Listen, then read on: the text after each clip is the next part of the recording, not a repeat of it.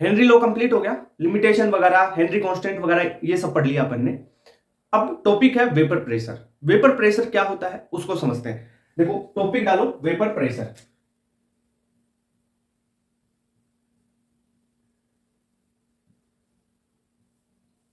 Vapour pressure sir होता क्या है, जो वेपर है ना वो लिक्विड पे कितना प्रेशर लगा रही है उसी को अपन वेपर प्रेशर के नाम से जानते हैं। अब सर कैसे होता है वो चीज समझाता हूं। देखो मान लो कोई आपने क्लोज कंटेनर लिया एक,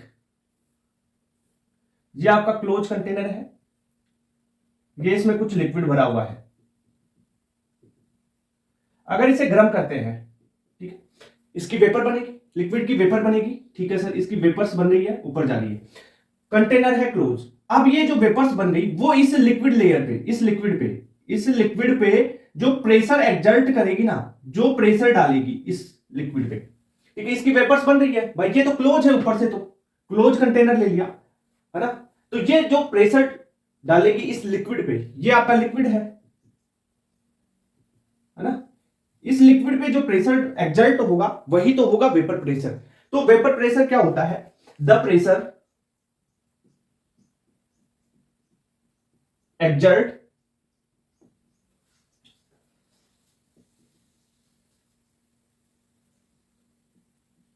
बाय वेपर्स। जो ये वेपर्स बनी, इस लिक्विड को गर्म किया तो इसमें कुछ वेपर्स बन रही होगी, ये वेपर्स बन रही है इसकी। अब ये वेपर्स भाई यहीं पे तो है, क्लोज कंटेनर है, बाहर तो नहीं जा रही, अब यहां पे है तो इस पे कुछ प्रेशर एक्सर्ट कर रही होगी, और इसी प्रेशर को अपन क्या बोलते हैं, वेपर प्रेशर। लिक्विड पे जो प्रेशर एक्सर्ट कर रही है कौन, वेपर। तो the pressure exert by vapours on liquid at dynamic equilibrium, equilibrium की कंडीशन हो, एट इक्विलिब्रियम कंडीशन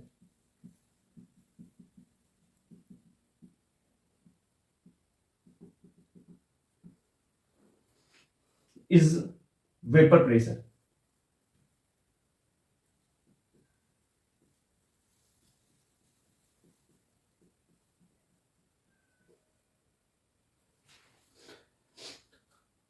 समझ में आया थोड़ा बहुत, नहीं। अब देखो इसमें, अरे भाई लिक्विड है, लिक्विड को गर्म किया तो इसकी वेपर्स बन रही है, ये वेपर्स, कुछ वेपर्स फॉर्म हो गई, इसकी वेपर्स फॉर्म हुई, वेपर्स फॉर्म होके यहां पे ही तो रहेगी। अब ये वेपर इस लिक्विड सरफेस पे, इस लिक्विड पे जितना प्रेशर एक्सर्ट करेगी उस प्रेशर को वेपर प्रेशर कहते हैं। यानी ये जो वेपर्स थी यहां पे वो एक्सर्ट कितना प्रेशर कर रही है वही वेपर प्रेशर है। अब sir equilibrium condition, equilibrium condition क्या होती है कि रेट ऑफ इवेपोरेशन और कंडेंसेशन बराबर हो जाए। इक्विलिब्रियम कंडीशन क्या है, इक्विलिब्रियम कंडीशन इसकी बात बता देता हूं, रेट ऑफ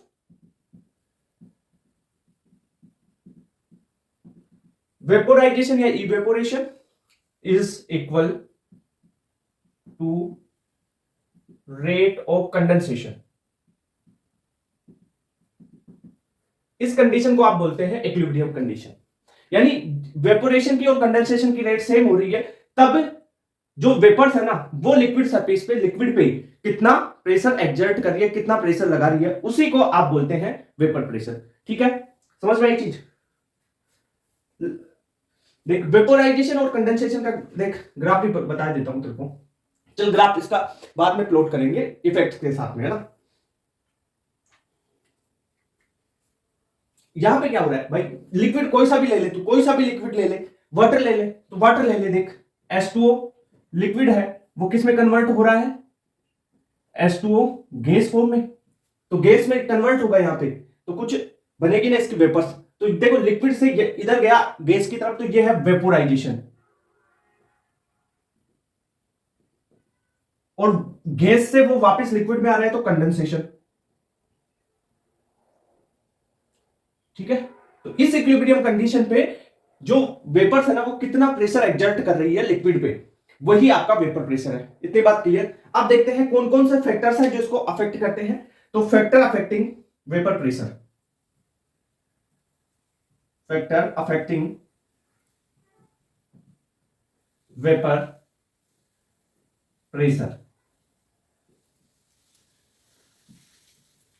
जनरली अपन एनसीईआरटी में 3 फैक्टर्स हैं, उन तीनों की चर्चा करेंगे। ठीक है, तो पहले तीनों फैक्टर बता देता हूं, लिख ही देता हूं। पहला तो है आपका जो लिक्विड है ना उसकी नेचर, यानी nature of liquid, nature of liquid. दूसरा अपन पढ़ेंगे टेम्परेचर। Okay sir. थर्ड अपन देखेंगे कि कोई भी अगर नॉन वोलेटाइल लिक्विड है ना वो उसका एडिशन कर दे, यानी addition of non volatile solute. ठीक है, यानी तीन फैक्टर्स जनरली अफेक्ट करते हैं किसको, वेपर प्रेशर को। जनरली आपको टेम्परेचर का इफेक्ट ही पूछा जाता है। ठीक है, क्वेश्चन ज्यादातर टेम्परेचर के इफेक्ट से आए हुए हैं ना। तो अपन क्या क्या पढ़ेंगे इसमें, नेचर ऑफ लिक्विड है ना, और दूसरा टेम्परेचर, तीसरा addition of non volatile solute. अब देखो फर्स्ट स्टार्ट कर देते हैं आपका नेचर ऑफ लिक्विड से, है ना। तो पहला फैक्टर है आपका नेचर ऑफ लिक्विड, यहां पे पहला है नेचर ऑफ लिक्विड। अब नेचर ऑफ लिक्विड कैसे इफेक्ट डालता है, अब इसमें देखो लिक्विड का नेचर आप देखोगे कि लिक्विड विस्कस है, लिक्विड में इंटरमोलिकुलर फोर्स कैसे है उस पर डिपेंड करेगा ना। तो अगर मैं बात करूं इंटरमोलिकुलर फोर्सेस की, देखो इंटरमोलिकुलर फोर्स वो है ना वेपर प्रेशर के इनवर्सली प्रोपोर्शनल होते हैं, यानी जितने ज्यादा इंटरमोलिकुलर फोर्सेज होंगे भाई, जितना ज्यादा फोर्स ऑफ अट्रैक्शन होगा, इंटरमोलिकुलर फोर्सेज ज्यादा है, इंटरमोलिकुलर फोर्सेज ज्यादा है तो क्या होगा, वेपर प्रेशर कम होगा। ठीक है, अगर फोर्स देखो इन दोनों के बीच में इंटरमोलिकुलर फोर्स ज्यादा है तो ये चिपके रहेंगे, इनकी वेपर ही नहीं बनेगी, तो वेपर प्रेशर कम होगा। ठीक है, अगर इंटरमोलिकुलर फोर्सेज ज्यादा है तो वेपर प्रेशर कम, इंटरमोलिकुलर फोर्सेज कम है तो वेपर प्रेशर ज्यादा। क्लियर बात? ओके सर, एक बात होगी। दूसरी विस्कोसिटी की बात कर लेता हूं। विस्कोसिटी भी वेपर प्रेशर के इनवर्सली प्रोपोर्शनल होती है, यानी जितना ज्यादा विस्कस होगा, गाढ़ा पदार्थ होगा, गाढ़ा बोलते हैं ना विस्कस को, है ना, हिंदी में गाढ़ा ही तो बोलते हैं। हाँ, मतलब जितना ज्यादा विस्कस होगा, विस्कस देख लो ना, जितना ज्यादा विस्कस होगा तो वेपर प्रेशर उतना ही कम होगा। विस्कोसिटी ज्यादा, वेपर प्रेशर कम, विस्कोसिटी कम, वेपर प्रेशर ज्यादा। ठीक है, ये चीज जैसे आप ले लो शहद और वाटर, कौन ज्यादा विस्कस है? शहद ज्यादा विस्कस है ना भाई, ज्यादा गाढ़ा कौन सा है? शहद है, पानी कम है, विस्कस है ना। ओके, तो ये बात है। अब मैं इसमें आपको कुछ एग्जांपल्स पूछे जाते हैं। अब देखो इंटरमोलिकुलर फोर्सेज और विस्कोसिटी दोनों को रिलेट करके अपन कुछ एग्जांपल्स करते हैं। क्वेश्चन किस टाइप्स का आएगा आपका, ठीक है, वो चीज बताता हूं, और इंटरमोलिकुलर फोर्सेज से रिलेट करके भी चीजें बताता हूं। जैसे हाइड्रोजन बॉन्डिंग में ज्यादा होगी पावर, है ना, डाइपोल डाइपोल अट्रैक्शन कम होगा, फिर ठीक है, उससे कम कौन सा होगा, वो सारी चीजें देखते हैं। तो अगर मैं लिखूं वान डेर वाल फोर्सेज से शुरू करता हूं, weak van der Waals forces,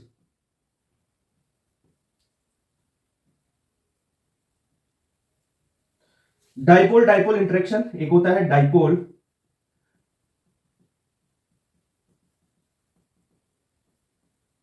भाई, ये वान डेर वाल फोर्स क्या है, डाइपोल इंटरेक्शन क्या है, डाइपोल फोर्स क्या होते हैं, ये सारे केमिकल बॉन्डिंग में पढ़ाऊंगा। ठीक है, हाँ, और हाइड्रोजन बॉन्डिंग, एच बॉन्डिंग, देखो ये चीजें यहां पे बता देता हूं मैं, पर वास्तविकता में टॉपिक है केमिकल बॉन्डिंग का।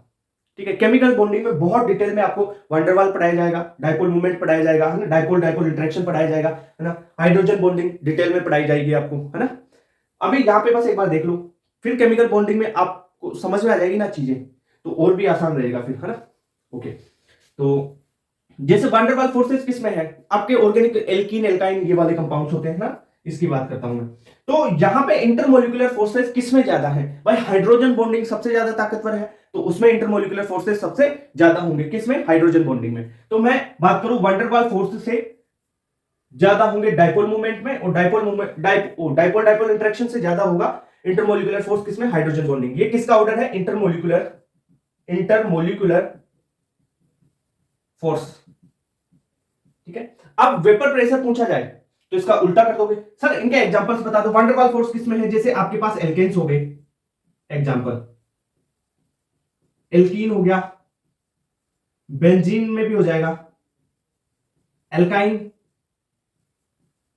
पेट्रोलियम प्रोडक्ट हो गए, उनमें भी वान डेर वाल फोर्सेज है। डाइपोल डाइपोल इंटरेक्शन किसमें होगा, जैसे आपका HCl है ना, उसमें डाइपोल डाइपोल हो जाएगा। हाइड्रोजन बॉन्डिंग तो जैसे H2O में हो गई, HF में हो गई, इनमें हाइड्रोजन बॉन्डिंग होती है। अगर आपको अब इनका वेपर प्रेशर का ऑर्डर पूछ लिया जाए, क्वेश्चन कैसे आएगा, क्वेश्चन ऐसे आ जाए, मान लो आपको बताना है order of vapour pressure, order of vapour pressure कैसे, उसने दे दिया एल्केन, एक दे दिया HCl और एक दे दिया HF। अब बताओ कैसे बताओगे। आपने देखा कि जो इंटरमोलिकुलर फोर्सेज हैं वो HF में सबसे ज्यादा होंगे, फिर HCl में, और सबसे कम होंगे एल्केन में। क्यों, एल्केन में वांडरवाल फोर्सेज वीक है, ये तो भाई वीक है ये तो, ठीक है। ओके सर, तो फोर्सेज वीक तो वेपर प्रेशर ज्यादा, फोर्स कम होगा वेपर प्रेशर ज्यादा, तो वेपर प्रेशर का ऑर्डर क्या हो जाएगा, ये हो जाएगा, क्योंकि इंटरमोलिकुलर फोर्सेज का ऑर्डर क्या था, उल्टा था ना। क्लियर बात, ओके सर। तो इस टाइप से क्वेश्चंस आपको सोल्व करने आने चाहिए। देखो नेचर ऑफ लिक्विड में, लिक्विड की क्या नेचर है, मतलब उसके इंटरमोलिकुलर फोर्सेस ज्यादा है कम है, उसकी विस्कोसिटी कैसी है, ये देखोगे आप, ठीक है। तो फैक्टर अफेक्टिंग वेपर प्रेशर में पहला फैक्टर हो गया नेचर ऑफ लिक्विड, दूसरा टेम्परेचर है, फिर थर्ड अपन पढ़ेंगे addition of non volatile solutes. तो ये हो गया, एक बार नोट कर लो इसको, है ना, काम आएगा, नोट कर लो, फिर आगे अपन टेम्परेचर वाला इफेक्ट पढ़ते हैं। हो गया नोट, ठीक है। इसी में नेचर ऑफ लिक्विड में एक चीज यहीं पे समझा दूं मैं, कि जो वोलेटाइल लिक्विड होंगे उनका तो वेपर प्रेशर ज्यादा होगा, वोलेटाइल है कोई चीज तो वेपर प्रेशर तो ज्यादा होगा, जो नॉन वोलेटाइल है उसका वेपर प्रेशर कम होगा। ये चीज थोड़ी बहुत समझ में आती है क्या, चलो यहां पे बता देता हूं मैं आपको, इसको मिटाते हैं, है ना।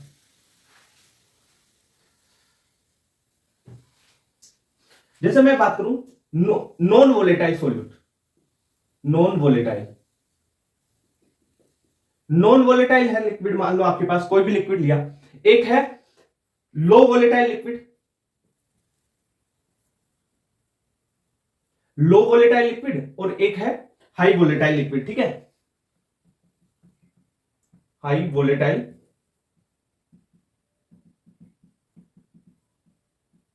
अब बताओ इसमें किसका वेपर प्रेशर ज्यादा होगा। देखो नॉन वोलेटाइल है तो वेपर प्रेशर तो इसका 0 हो जाएगा, सबसे कम होगा वेपर प्रेशर नॉन वोलेटाइल का, फिर लो वोलेटाइल, यानी जो जितना वोलेटाइल ज्यादा होगा उसका वेपर प्रेशर उतना ही ज्यादा होगा। तो मैं क्या लिख सकता हूं कि जो वोलेटिलिटी है,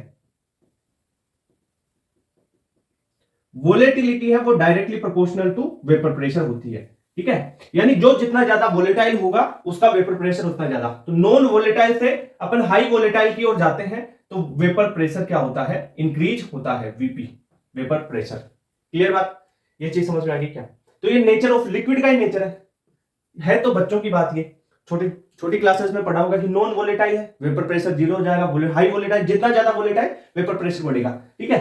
तो ये एक साथ हो जाएगी चीजें, ठीक है। अब करो नोट, इसको कर लो नोट, कर लिया क्या मिटा दो। अब टेम्परेचर का फैक्टर देखते हैं, मिटा दो क्या इसको, ठीक है मिटा देते हैं, कर दू खत्म, ये लो कर लिया नोट, हो गया।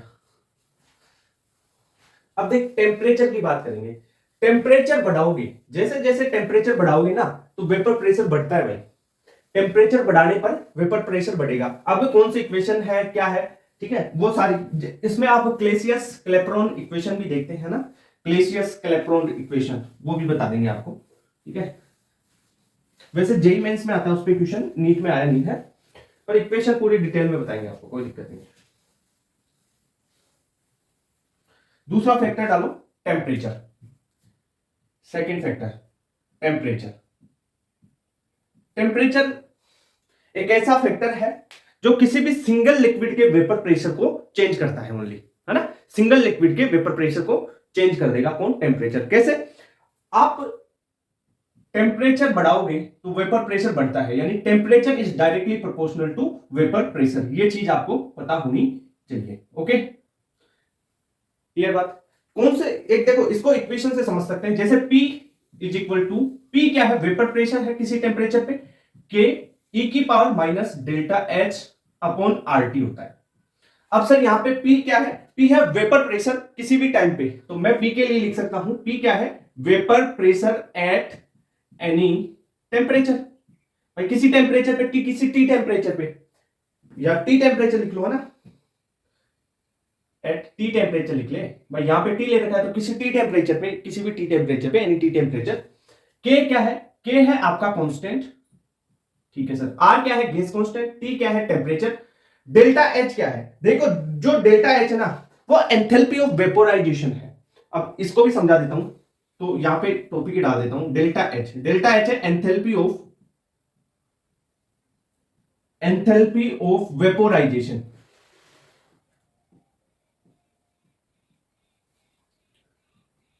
एंथैल्पी ऑफ वेपोराइजेशन ये होती क्या है, एंथैल्पी ऑफ वेपोराइजेशन होता क्या है, heat required to convert 1 mole of liquid to vapor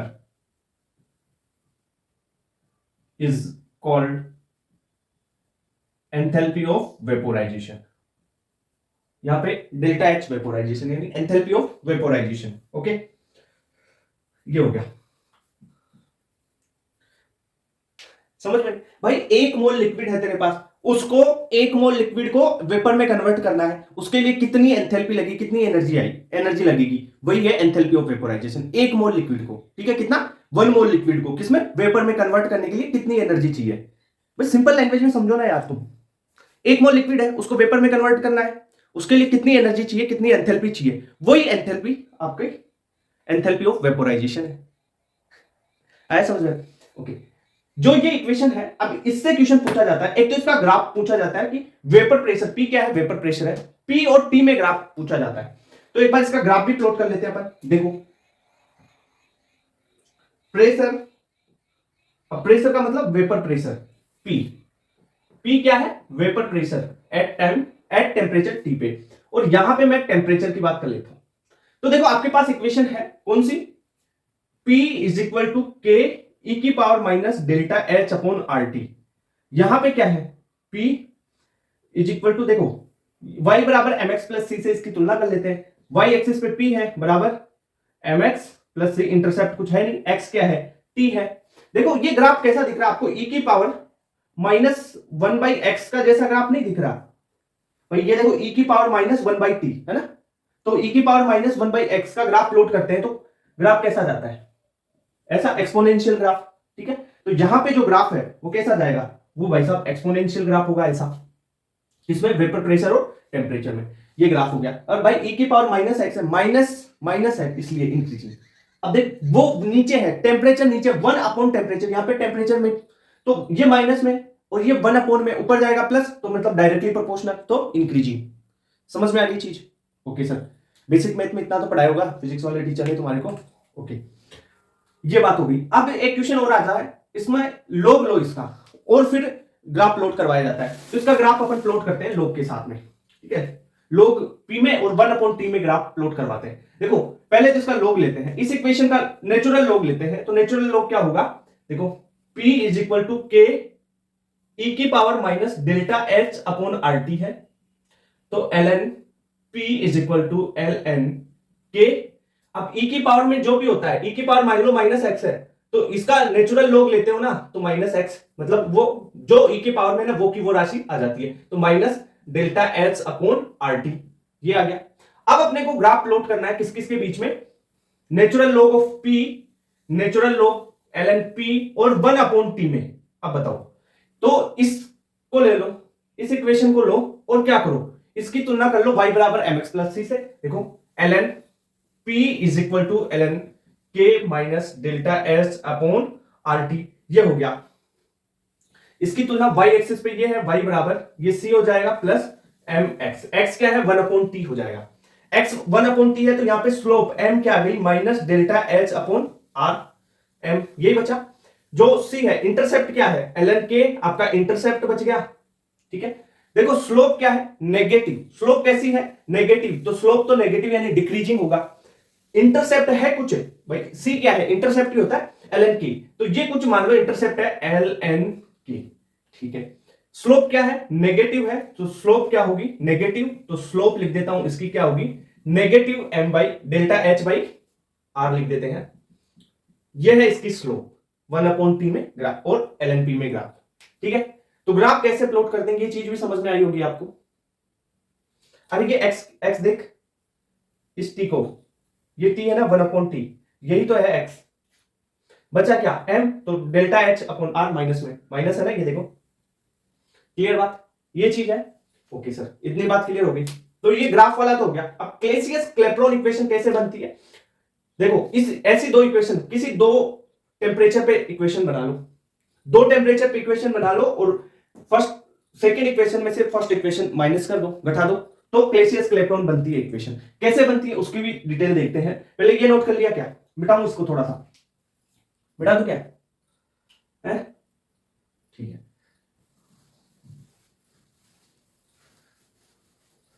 graph काम आएंगे भाई, ध्यान रखना है ना, ग्राफ काम के, दोनों ग्राफ। अरे ग्राफ बनाना तो बेसिक मैथ में आपने सीखा होगा, नहीं सीखा है ना तो मैं इतने ग्राफ प्लॉट करवाऊंगा, धीरे धीरे आप ही सीख जाओगे।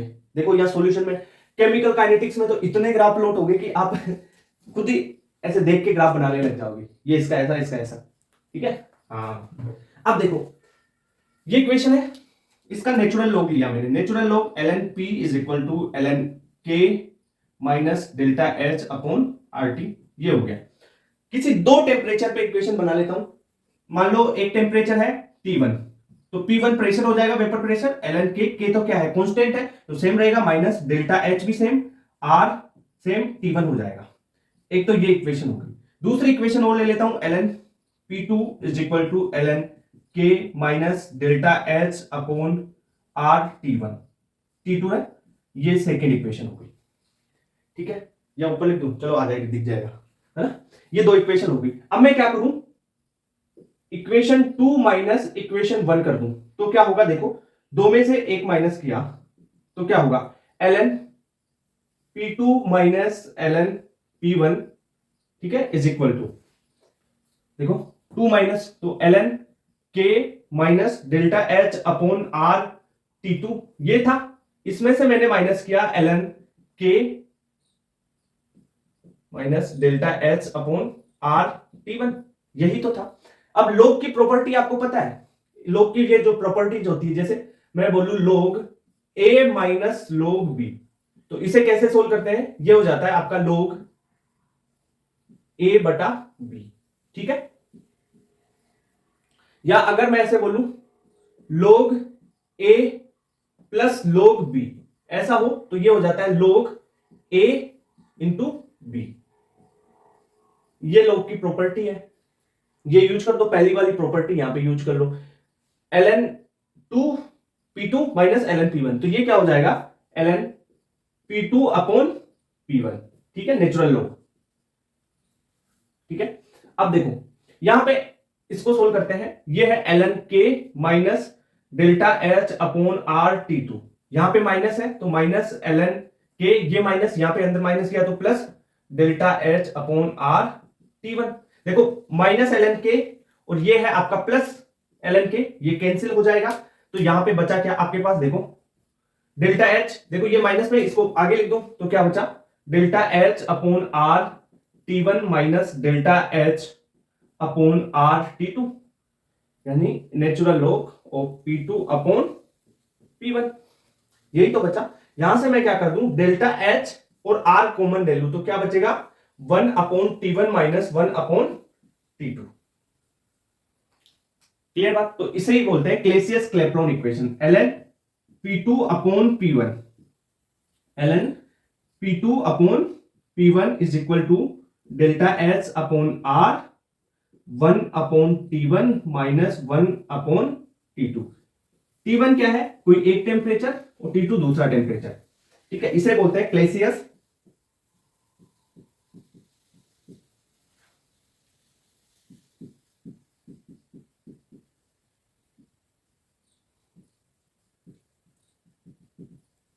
क्लेसियस क्लेपेरॉन इक्वेशन।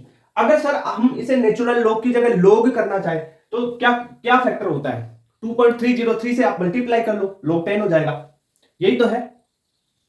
अरे भाई यहां पे लिख के देता हूं तुम्हारे को, देखो एक चीज बताता हूं, अगर लॉग ऐसा लिखा हुआ है ln a, ठीक है, इसको log में कन्वर्ट करना है तो क्या कर दोगे, 2.303 इंटू log 10 के बेस पे a, ऐसा हो जाता है। ये है log की प्रॉपर्टीज जो बेसिक मैथ में पढ़ाते हैं तुम्हारे को, वो यूज हो रही है। तो इसे लिख दूं मैं log 10 के बेस पे P2 अपॉन P1। अब यहां पे 2.303 मल्टीप्लाई होगा, उसको मैं इसके नीचे ले जाता हूं, यहां पे होगा ना, इसको यहां पे कर देते हैं। तो delta H upon 2.303 R 1 upon T1 minus 1 upon T2।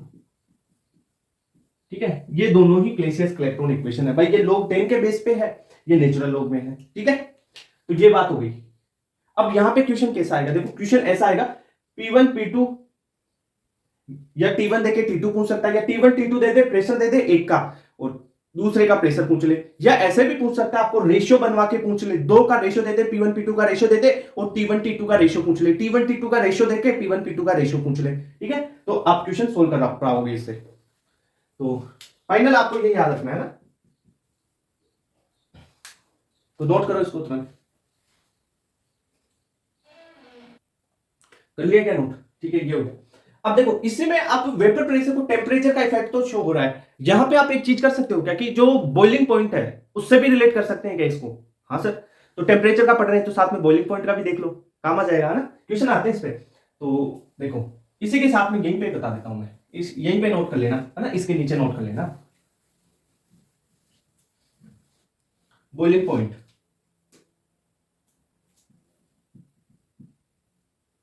BP boiling point. Boiling point का क्या रिलेशन होता है, देखो जो वेपर प्रेशर है ना वो बॉइलिंग पॉइंट के इनवर्सली प्रोपोर्शनल होता है। बॉइलिंग पॉइंट बढ़ाओगे तो वेपर प्रेशर घटेगा। ठीक है, हाँ सर। देखो इसमें एक चीज बताऊं, तो बॉइलिंग पॉइंट की डेफिनेशन तो आती है, नहीं आती, चलो वो भी बता देता हूं। बॉइलिंग पॉइंट की डेफिनेशन क्या होगी, टेम्परेचर, मैं लिखूं बॉइलिंग पॉइंट के लिए BP, temperature, temperature at vapour pressure, vapor pressure of liquid is equal to outside या एक्सटर्नल, आउटसाइड बोलो या एक्सटर्नल बोलो, atmospheric pressure.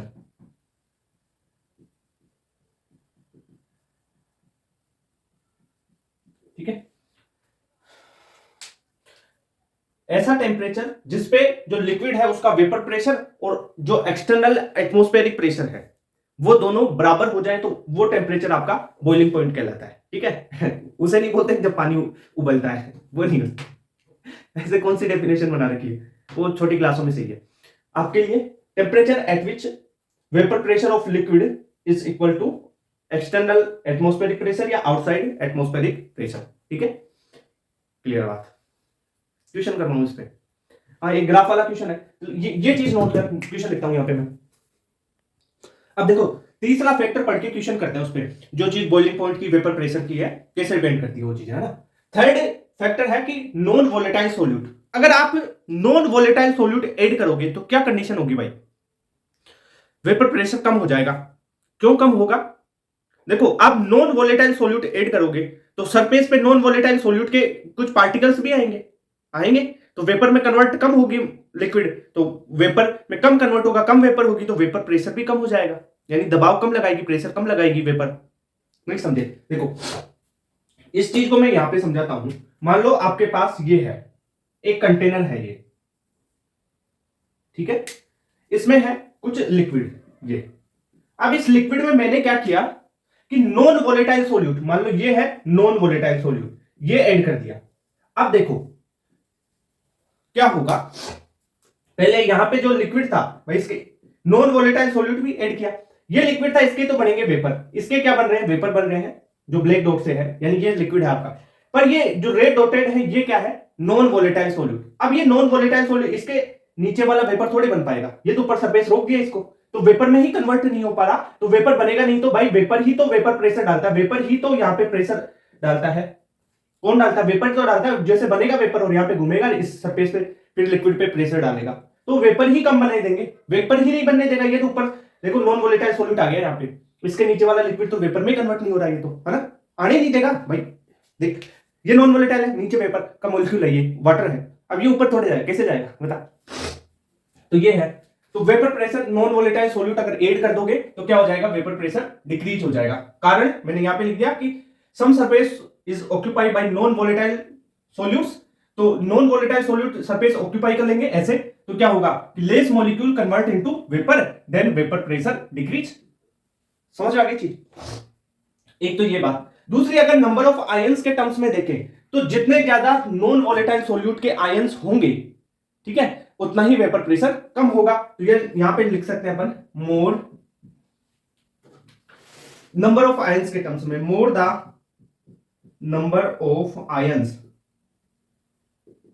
Given by non volatile solute,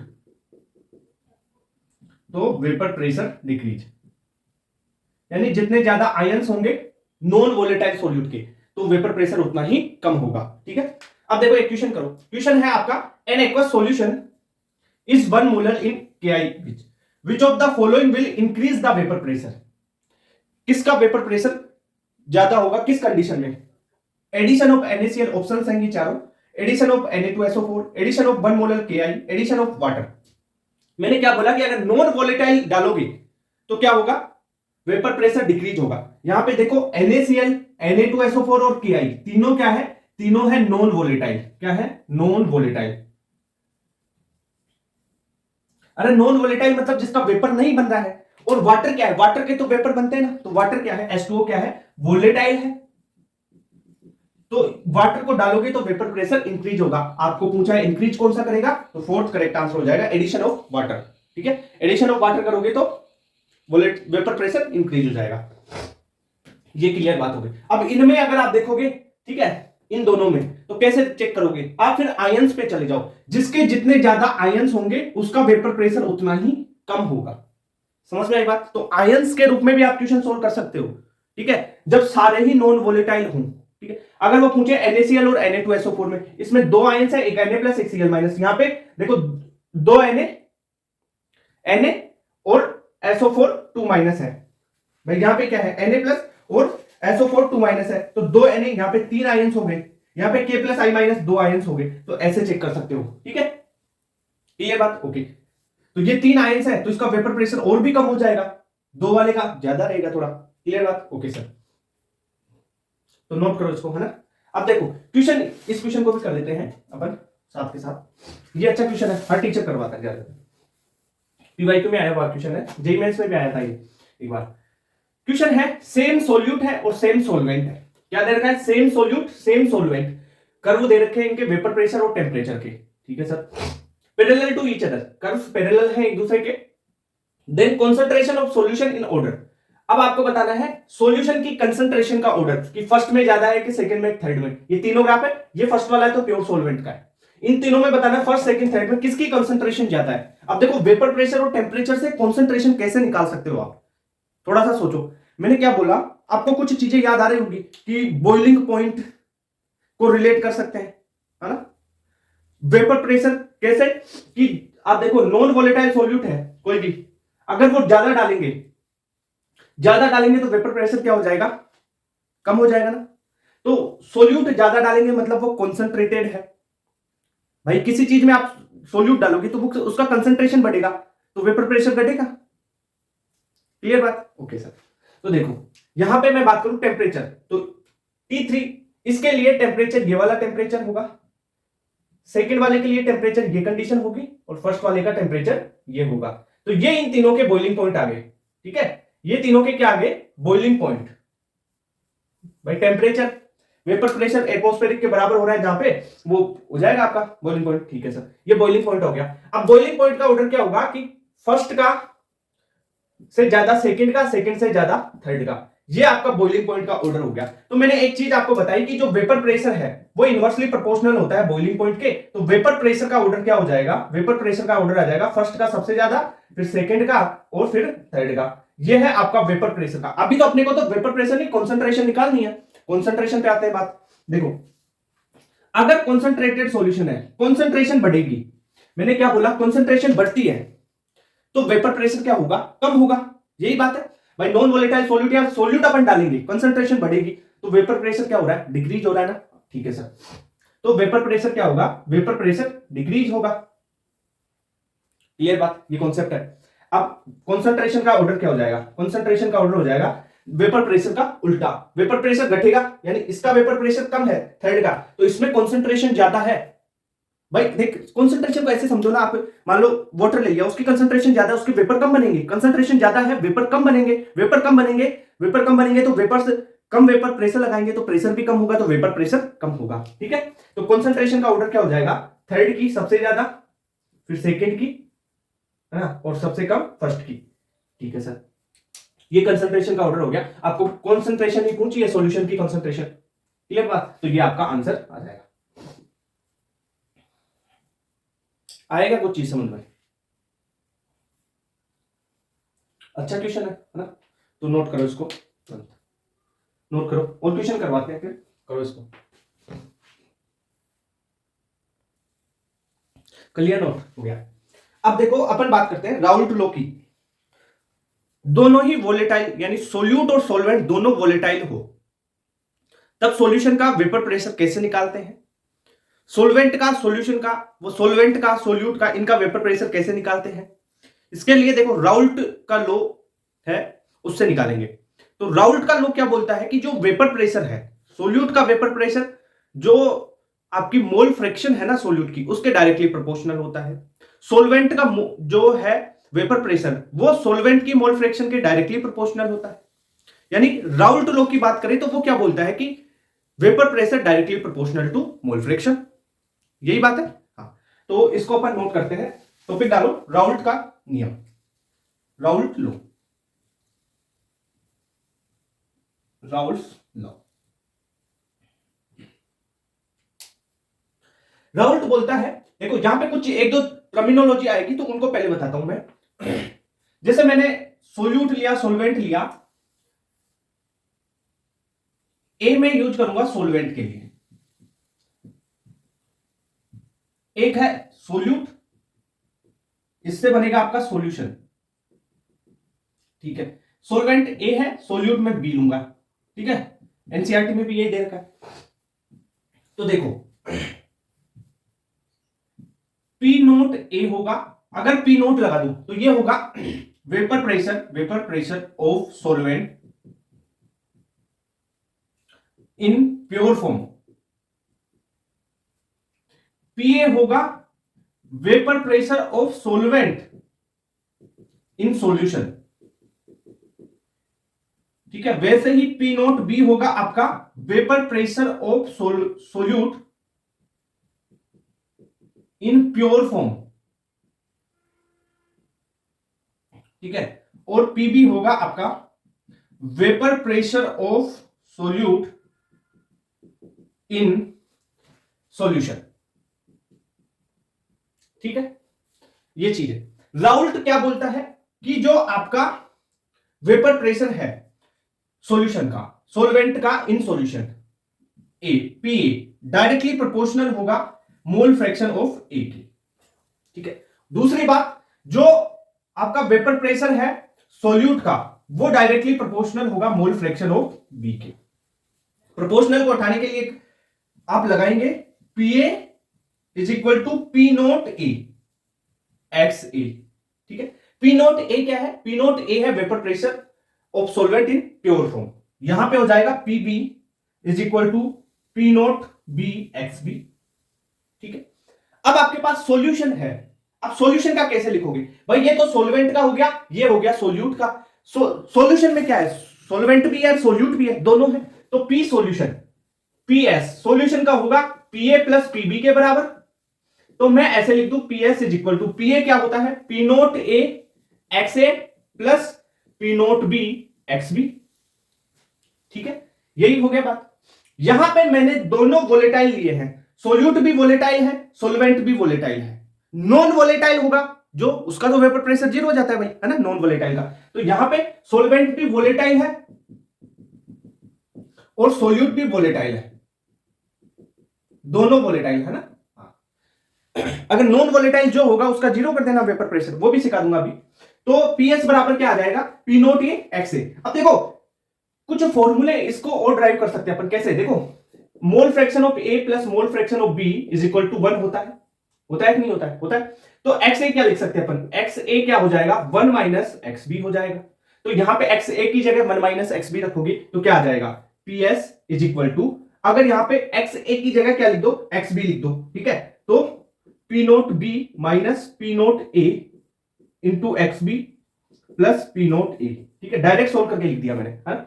अगर आप ऐसे कर दो X B is equal to 1 minus X A, ये लिख दो, तो पी एस क्या आ जाएगा, P S is equal to, कई बार काम आ जाते हैं डायरेक्ट फॉर्मूले, P note A minus P note B into X A और प्लस आ जाएगा पी नोट बी, यही होगा, क्लियर बात।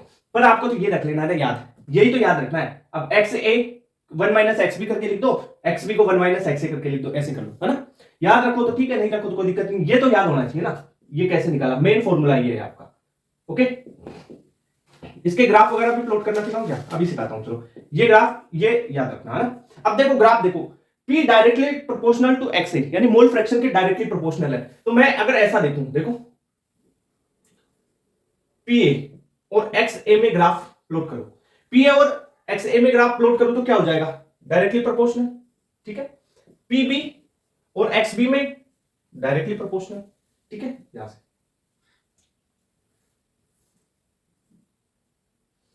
ये है, अब दोनों का एक साथ और सॉल्यूशन का ग्राफ प्लॉट कर लो, अब एक साथ प्लॉट करके बता देता हूं, ठीक है। तो ये नोट करो, फिर एक साथ यहां पे प्लॉट कर लेते हैं अपन, नोट करो तुरंत, करो इसको नोट कर लिया, ओके हो गया, मिटा दो इसको, यहां पे प्लॉट कर देते हैं ग्राफ।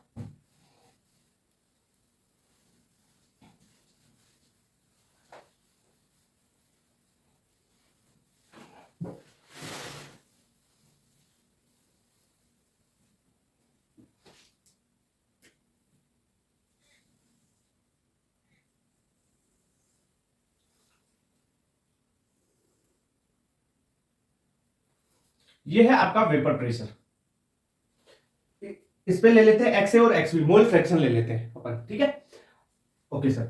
वेपर प्रेशर, अब देखो मैं एक्स बी का ग्राफ खींचू, वेपर प्रेशर बी वाला, ठीक है, यानी यहां पे लिख देता हूं उसको दोबारा, देखो P A is equal to P note A X A होता है, और P B is equal to P note B X B होता है ना। यहां से तो ड्राइव होके निकला है ये सारी चीजें। तो देखो मैं प्लॉट करता हूं एक्स बी, यहां पे 0 रखता हूं, एक्स बी मोल फ्रैक्शन यहां पे 1 कर देता हूं, तो क्या ग्राफ बनेगा बी का, ये लो, डायरेक्टली प्रोपोर्शनल ग्राफ था ना, ठीक है। मैं क्या करता हूं, यहां पे एक्स ए 0 करता हूं और यहां पे एक्स ए 1 कर देता हूं, मतलब एक्स ए का ग्राफ इस, यहां से इस वाले को देख ले, यहां से इसमें ग्राफ बना रहा हूं तो क्या होगा, ये ले, है कि नहीं, डायरेक्टली प्रोपोर्शनल ग्राफ, ठीक है। ये कौन सा हो गया, P B is equal to P note B X B, ये कौन सा हो गया, P A is equal to P note A X A, ठीक है। और जो ये ग्राफ होगा ये आ जाएगा आपका सॉल्यूशन का, P S is equal to P note A X A plus P note B X B, ये सॉल्यूशन का ग्राफ है, ठीक है। ये है आपका सॉल्यूशन वाला, ये है सोल्यूट, ये है सॉल्वेंट, ठीक है। चीजें थोड़ी बहुत समझ में आई। अरे भाई 0 है यहां पे, एक्स बी 1 है, तो ये तुम्हारा क्या हो जाएगा, पीबी,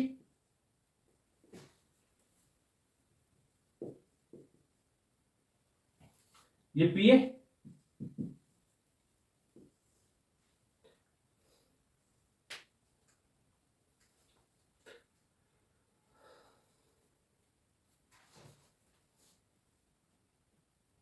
हो गया।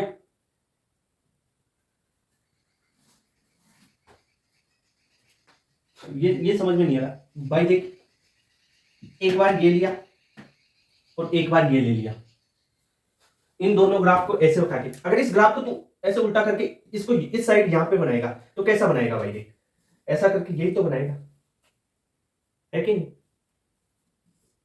यही तो बनाएगा। क्लियर बात?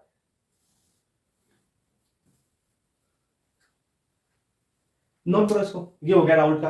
अब देखो ये वोलेटाइल के लिए हो गया। नॉन वोलेटाइल का समझा देता हूं, अगर कोई सा नॉन वोलेटाइल हो क्या क्या कंडीशन बन सकती है, देखो नॉन पोरस को।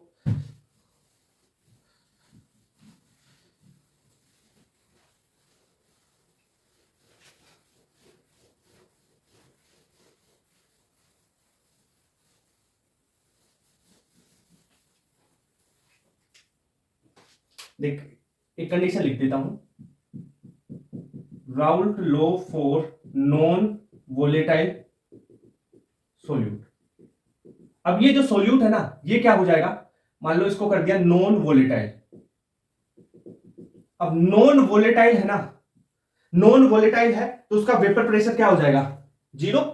तो यहां पे देखो क्या हो जाएगा भाई, पी नोट एक तो 0 के बराबर नहीं होगा, पर पी नोट बी क्या हो जाएगा, 0। भाई क्यों, क्योंकि नॉन वोलेटाइल है, नॉन सोल्यूट है। तो पीएस क्या हो जाएगा, पीएस बराबर P note A X A plus 0। तो पीएस तो भाई साहब आपका जो सोलवेंट है उसके वेपर प्रेशर के बराबर आ गया, यहां पे पी नोट ए एक्स ए के। भाई ये टर्म तो 0 हो गया ना, समझ में आ गई चीज? ओके सर, देख ये तो हो गया। अब मैं आपको वेपर प्रेशर में चीजें बताता हूं, मतलब वेपर प्रेशर, ये तो सॉल्यूशन में चीजें आपको बता दी कि पीए क्या है, वेपर प्रेशर है किसमें, सॉल्यूशन में, लिक्विड फेज में थी, है ना। अब वेपर फेज में बताता हूं चीजें, है ना।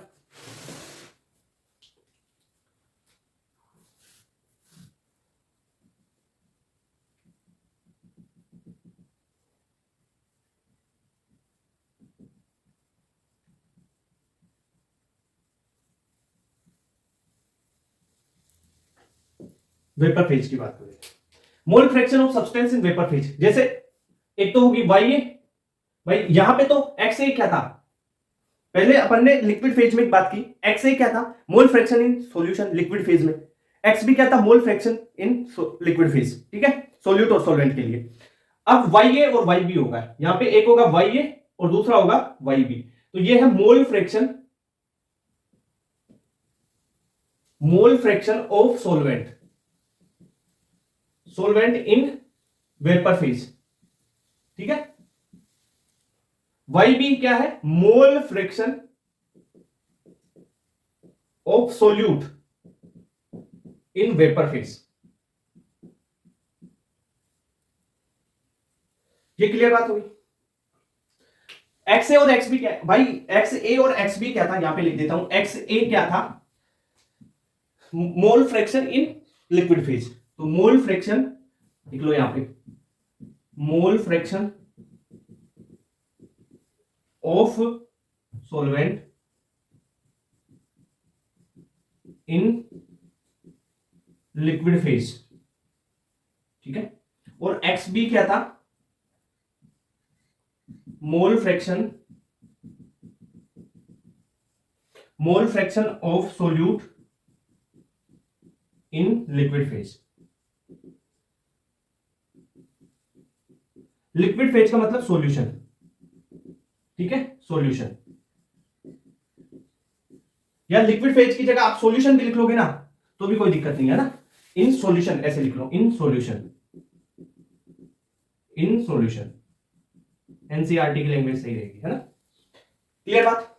और वाई ए और वाई बी मोल फ्रैक्शन ही है, निकालते भी ऐसे ही है, मोल्स ऑफ ए बटा टोटल मोल, ठीक है, वैसे ही निकालते हैं, पर वो वेपर फेज में ध्यान रखना, है ना। अब देखो इसको आप फाइंड आउट करने के लिए एक बार डाल्टन का लॉ लगा लेते हैं अपन, और डाल्टन और राउल्ट के लॉ को मिक्स करेंगे तो एक कंक्लूजन निकल के आएगा, उससे क्वेश्चन आए हुए हैं, ठीक है। तो वो करते हैं, सबसे पहले डाल्टन का पार्शियल प्रेशर का लॉ लगाते हैं, Dalton's law of partial pressure.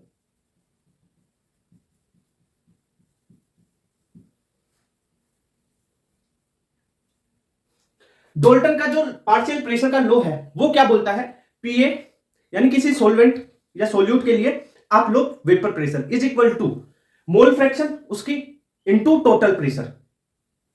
कुछ समझ में नहीं आया, लिख के बताता हूं, देखो डाल्टन का पार्शियल प्रेशर का लॉ क्या बोलता है कि पीए पीए क्या है, वेपर प्रेशर ऑफ सोलवेंट, ठीक है, in solution is equal to Y A mole fraction of solvent in vapour phase into PS, यानी टोटल प्रेशर। पीएस क्या है भाई, टोटल प्रेशर सॉल्यूशन का, इसका होगा पीएस। ये हो गया। पीबी के लिए बात करूं, PB is equal to Y B PS. ये हो गया डाल्टन का लॉ। आपने राउल्ट का लॉ क्या पढ़ा था, राउल्ट ने क्या बोला, राउल्ट का लॉ था PA is equal to P note A X A या PB is equal to P note B X B. अब देखो यहां से पीए वाई ए पीएस, पीए बराबर पी नोट ए एक्स ए, दोनों को इक्वल कर देंगे तो क्या आ जाएगा, देखो Y A PS is equal to P note A X A, ठीक है। यहां से मोल फ्रैक्शन ऑफ ए निकाल लो, क्या हो जाएगी, Y A is equal to, Y A क्या आ जाएगा, वाई ए आ जाएगा आपके पास, यहां से निकालते हैं तो देखो P note A X A upon P S. P note A X A क्या था, P note A X A P A ही तो है, यानी P A upon P S. तो क्या कंक्लूजन निकल के आया कि आपके पास अगर आपको पीए निकालना है, पीएस जैसे पीए निकालना है, वेपर प्रेशर ऑफ सोलवेंट, ठीक है, इज इक्वल टू क्या आ जाएगा, वाई ए इंटू पीएस, ठीक है, वही बात होगी, कौन सी, ठीक है। ओके सर, समझ में आई क्या चीज, तो ये पता होना कि कैसे इन दोनों को, अरे ये दोनों इक्वेशन याद कर लो तुम तो, डाल्टन ऐसे बोलता है, राउल्ट ऐसे बोलता है, दोनों बराबर कर सकते हो ना, देख, क्योंकि पीए यहां पे, पीए यहां पे। ओके सर, अब यहां से पी नोट ए निकालना है, कुछ भी निकालना आप निकाल सकते हो, वैसे ही वाई बी क्या कर सकते हो, वाई बी क्या हो जाएगा, देखो Y B P S is equal to P note A P note B X B कर सकते हो, तो वाई बी आ जाएगा आपके पास क्या, P note B X B upon P S. ये देखो vapour mole fraction of substance आ गया, कौन कौन सा का, सोलवेंट का, सोल्यूट का। ये है सोलवेंट का मोल फ्रैक्शन इन वेपर फेज, ये है सोल्यूट का मोल फ्रैक्शन इन वेपर फेज, फॉर्मूले याद होने चाहिए, ठीक है, यानी पीबी अपॉन पीएस। ये ले भाई, क्लियर, ये चीज होगी। क्वेश्चन आता है भाई, क्वेश्चन आएगा वहां से।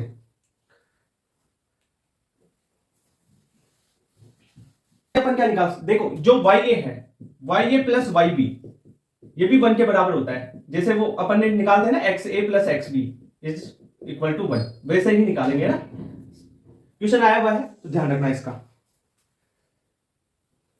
ये फॉर्मूले दोनों कौन कौन से, Y A is equal to P A upon P S, यानी P note A X A upon P S, या Y B is equal to P B upon P S is equal to P note B X B upon P S. Clear बात, okay sir, ये note हो गया। अब देखो solutions, जो ideal solution है, कौन राउल्ट के लॉ का वेरिएशन क्या है, वो सारी चीजें ये देखते हैं अपन, ठीक है, तो ये नोट करो एक बार। अब लिमिटेशंस देख लो राउल्ट लॉ की। पहला तो ये डाइल्यूट सॉल्यूशंस पे लागू होता है, अगर कोई सॉल्यूशन डाइल्यूट नहीं है तो राउल्ट लॉ फॉलो ही नहीं करेगा। दूसरा बात, अगर सॉल्यूशन में जो सोल्यूट है वो अगर एसोसिएट या डिसोसिएशन हो रहा है उसमें, तो वहां पे भी लागू नहीं होता है, यानी it is applicable for solution containing solute which neither associate और नॉर डिसोसिएट, यानी अगर सोल्यूट में एसोसिएशन या डिसोसिएशन नहीं हो रहा है तब भी राउल्ट लॉ लगेगा, अगर डिसोसिएशन या एसोसिएशन होगा तो राउल्ट लॉ फॉलो नहीं करेगा ये, ठीक है।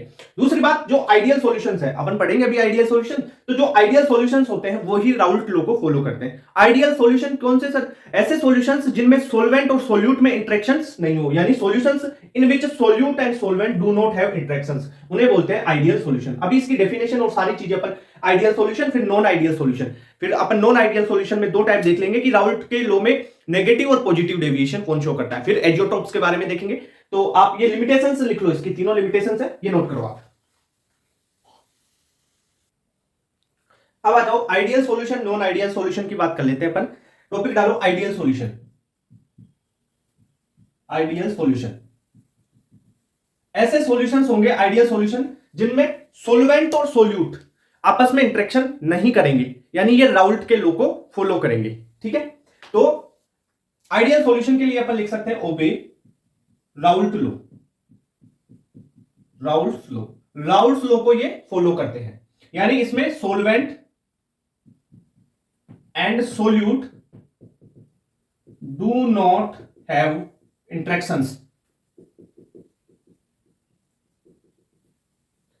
देखो मान लो सोलवेंट और सोल्यूट, मैंने सोलवेंट लिया एक ए, सोल्यूट लिया बी, उससे सॉल्यूशन बन रहा है। तो सोलवेंट सोलवेंट में जो इंटरेक्शन है, मान लो मैं सोलवेंट सोलवेंट की इंटरेक्शन को ए बोल देता हूं, ए में प्लस आपकी जो सोल्यूट सोल्यूट की इंटरेक्शन है उनको बोलता हूं बी बी इंटरेक्शन, ठीक है।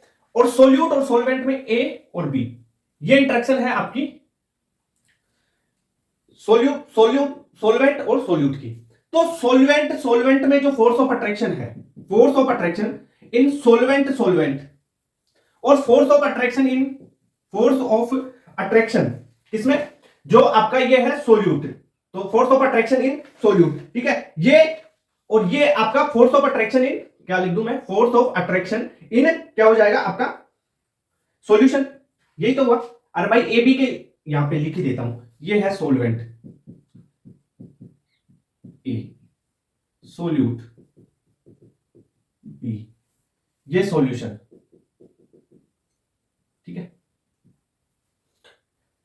जो फोर्स ऑफ अट्रैक्शन है वो तीनों में बराबर होगा। तो फोर्स ऑफ अट्रैक्शन देखो, नहीं समझे, सोलवेंट सोलवेंट के मॉलिक्यूल्स में जो फोर्स ऑफ अट्रैक्शन लग रहा है वो सोल्यूट सोल्यूट के मॉलिक्यूल्स में जो फोर्स ऑफ अट्रैक्शन लग रहा है उसके बराबर है। और ये दोनों किसके बराबर है, जो सोलवेंट और सोल्यूट के मॉलिक्यूल आपस में अट्रैक्शन करके सॉल्यूशन बना रहे हैं ना, तो सॉल्यूशन में सोलवेंट और सोल्यूट के पार्टिकल्स में जो अट्रैक्शन है वो तीनों अट्रैक्शन बराबर है। फोर्स ऑफ अट्रैक्शन या फोर्स ऑफ इंटरेक्शन भी बोल सकते हैं इनको, ठीक है। ओके सर, इतनी बात क्लियर।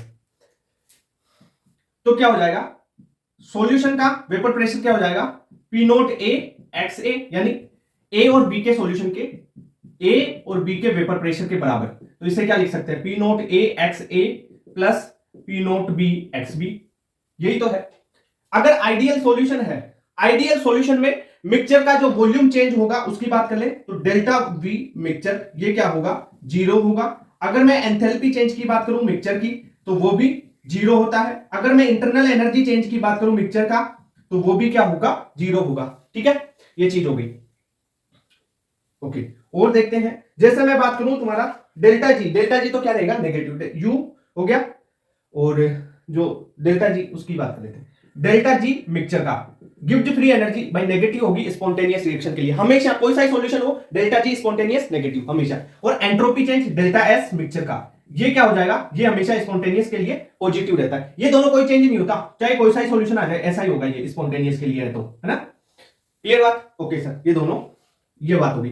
अगर मैं जो आपका प्रेशर है उसकी बात कर लूं, डेल्टा पी की बात कर दूं, यहां पे डेल्टा पी और लिख लेते हैं, डेल्टा पी क्या है, डेल्टा पी है पी ऑब्जर्व्ड, जो भी आप ग्राफ से निकालोगे, माइनस पी कैलकुलेटेड।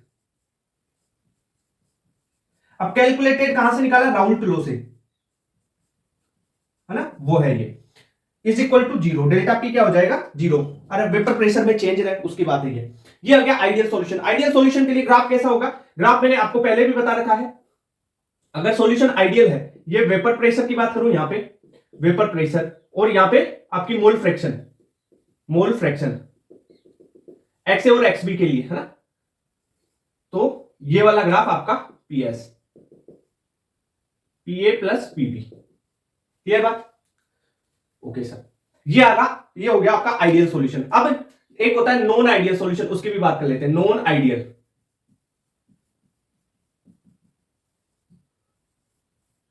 रिकॉर्डिंग हो रही है क्या, हाँ चालू है रिकॉर्डिंग। नॉन आइडियल सॉल्यूशन ये क्या करते हैं, डू नॉट फॉलो या डोंट ओबे Raoult law, do not follow Raoult law. इनके लिए जो अट्रैक्शन है, सोल्वेंट की अट्रैक्शन, सोल्यूट की अट्रैक्शन और जो सॉल्यूशन की अट्रैक्शन है ना वो बराबर नहीं होगी। तो फोर्स ऑफ अट्रैक्शन सोल्वेंट की हो या सोल्यूट की हो, ये force of attraction of solution के बराबर नहीं होगी। इतनी बात क्लियर, ये चीज तो थोड़ी बहुत समझ में आती है क्या। ओके सर, अब देखो ये तो हो गया फोर्स ऑफ अट्रैक्शन का खेल। अरे ये सोलवेंट है भाई, ये SOLVENT सोलवेंट, ये सोल्यूट। सोलवेंट सोलवेंट की फोर्स ऑफ अट्रैक्शन सॉल्यूशन के बराबर नहीं, सोल्यूट की भी बराबर नहीं है फोर्स ऑफ अट्रैक्शन। अरे जो मॉलिक्यूल्स है उसमें फोर्स ऑफ अट्रैक्शन जो लग रहा है उसकी बात कर रहा हूं, ठीक है। मैं यहां पे बात कर लेता हूं, PS is not equal to P nought A XA plus P nought B XB के बराबर नहीं होगा, तो डेल्टा V मिक्सचर का भी नहीं होगा, 0 के बराबर नहीं होगा, ठीक है। Delta H mixture enthalpy mixture का भी 0 के बराबर नहीं होगा, इंटरनल एनर्जी में जो चेंज है मिक्सचर का वो भी 0 के बराबर नहीं होगा। पर जो डेल्टा G मिक्सचर का है यानी गिब्स फ्री एनर्जी में चेंज वो नेगेटिव ही रहेगा, ध्यान रखना नेगेटिव ही रहेगा। और डेल्टा S यानी जो मिक्सचर का एंथैल्पी चेंज है वो भी नेगेटिव रहेगा। ओके सर, इतनी बात हो गई।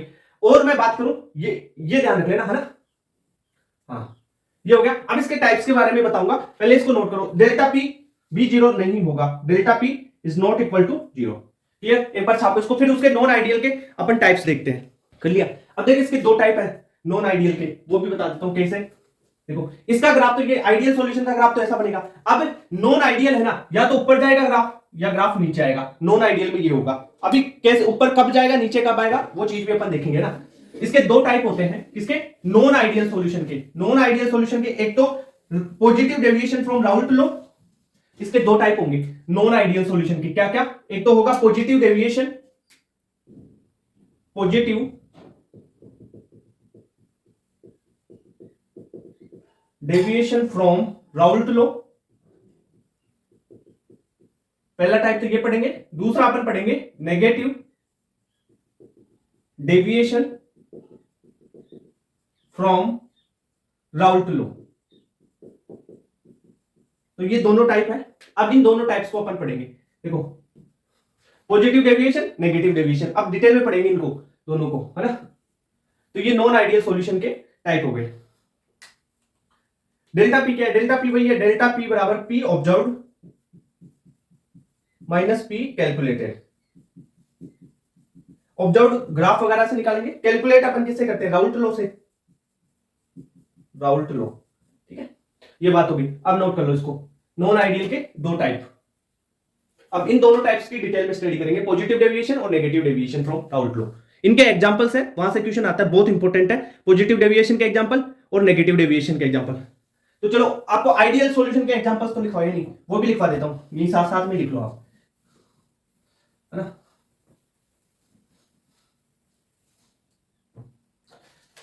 पॉजिटिव सॉल्यूशन वो ये इनके एग्जांपल्स नहीं, इनके एग्जांपल्स तो अभी लिखूंगा, पहले किसके, जो आइडियल सॉल्यूशन लिखा था ना अभी यहां पे, उसके आइडियल सॉल्यूशन एग्जांपल्स। कोई भी होमोलोगस सीरीज हो, पहली बात,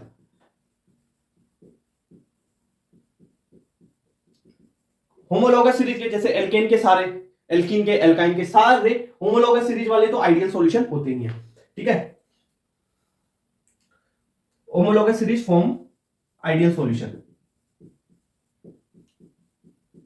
अरे टाइप देख लो, जैसे आप टाइप देख लो, बेंजीन है एंड टोलुइन, ये आइडियल सॉल्यूशन है। जैसे मैं बात करूं N heptane and N octane, ठीक है। जैसे बात करें C2H5Br इथाइल ब्रोमाइड और इथाइल आयोडाइड C2H5I, ठीक है। ऐसे बहुत सारे एग्जांपल्स हैं इसके। जैसे और लिख लो fourth fifth, C2H5Br plus C3H7Br, ये सारे क्या है, आइडियल सॉल्यूशन के एग्जांपल्स हैं, है ना। जनरली इनके एग्जांपल सभी इनको पढ़ाएंगे तब लिखाएंगे ना। नॉन आइडियल के एग्जांपल, भाई नॉन आइडियल के ये टाइप हो गए ना, अब इनके एग्जांपल चलेंगे ना, तो नोट कर लो ये एक बार। अब देखो positive deviation from Raoult law, topic डालो,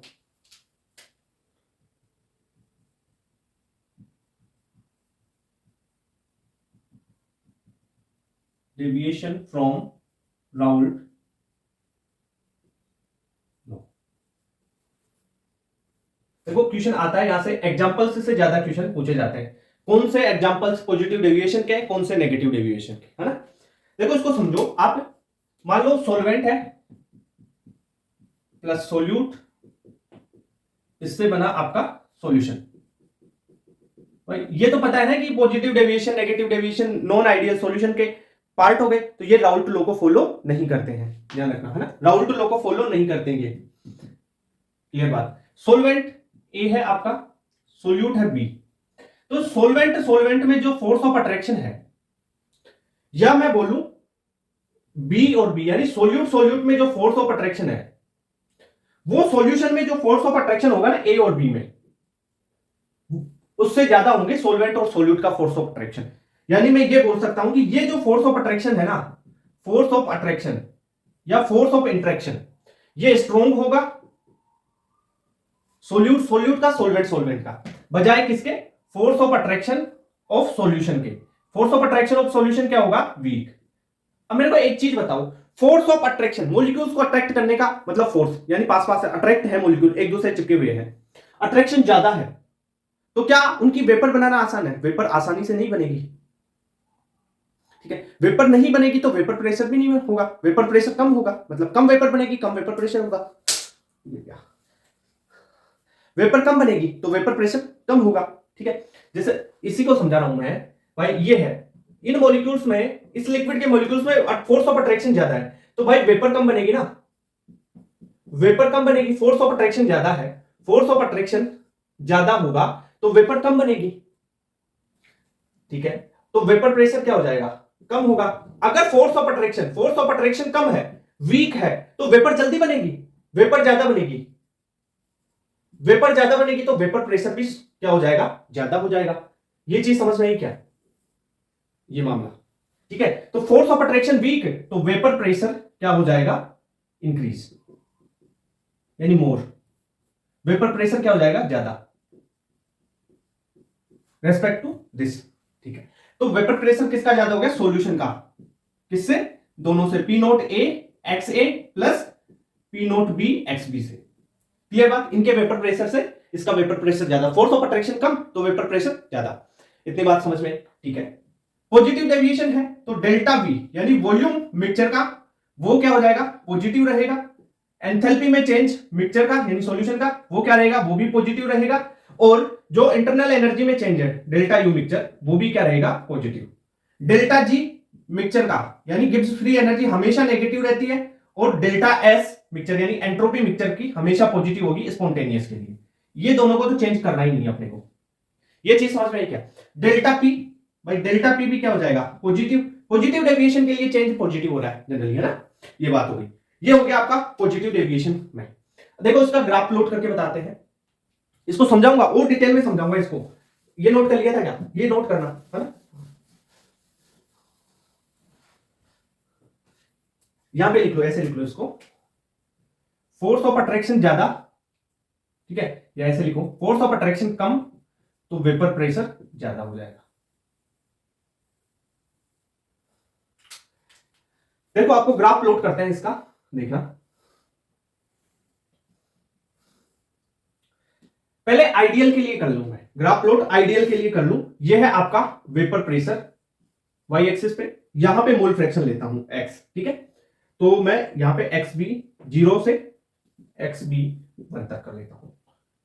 आइडियल का तो ये बनेगा ग्राफ, ये है आइडियल का, एक्स ए 1 करता हूं, एक्स ए 0, तो ये ग्राफ आइडियल का है। ये ब्लैक से बना रहा हूं जो आइडियल सॉल्यूशन का ग्राफ है, ऐसा आइडियल का होता है। पर क्या होगा, पीएस ग्रेटर देन है, ठीक है, तो इंडिविजुअल भी ग्रेटर देन होगा, तो मतलब ग्राफ थोड़ा कैसा बन के आएगा आपका, ऐसा ऊपर, ठीक है, ये होगा, इसके लिए ऐसा होगा, समझ लो, और इसके लिए ऐसा ग्राफ होगा,